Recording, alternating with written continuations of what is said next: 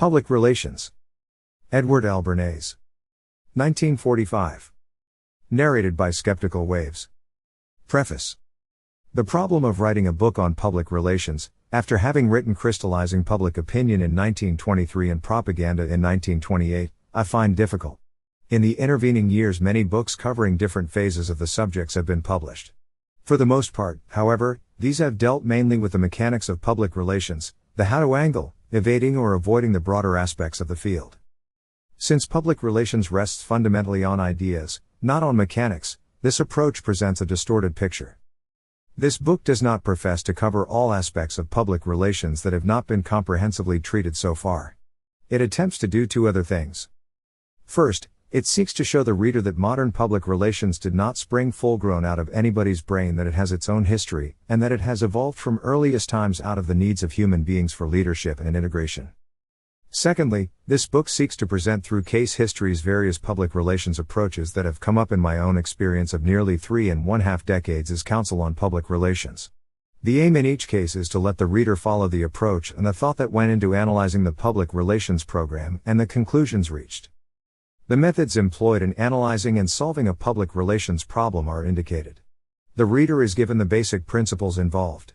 He may, if he wishes, work out their application to his own specific problems.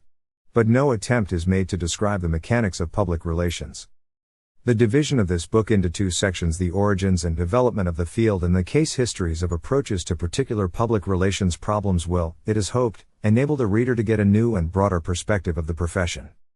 The reader who recognizes implications will be able to acquire the necessary public relations techniques. But effective techniques depend on an understanding of basic interrelationships with which public relations deals. The rest is a matter of practical experience acquired in serving an apprenticeship or internship in the profession of public relations. Adjusting a man to the life he needs to lead, every good doctor knows, is not a matter of merely giving him a pill or cutting out one of his internal organs. Improving public relations for an individual or an institution is not a matter of using this or that tool or technique to bring about the desired effect. The total person or institution needs to be brought into a better relationship or adjustment with the environment upon which he or it depends.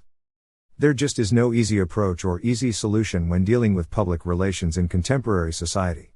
Modern public relations proceeds from an understanding of individuals, institutions, and social groups and their interrelationships.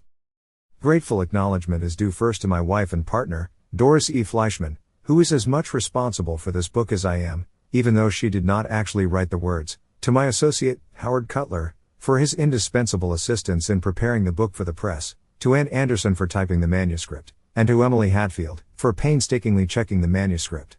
And, of course, to all the writers, historians, encyclopedists, and others who have, through their previous researches and studies, provided the historical data I have used.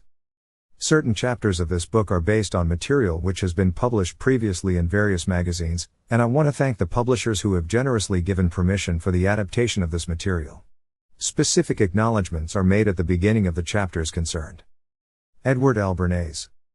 New York City.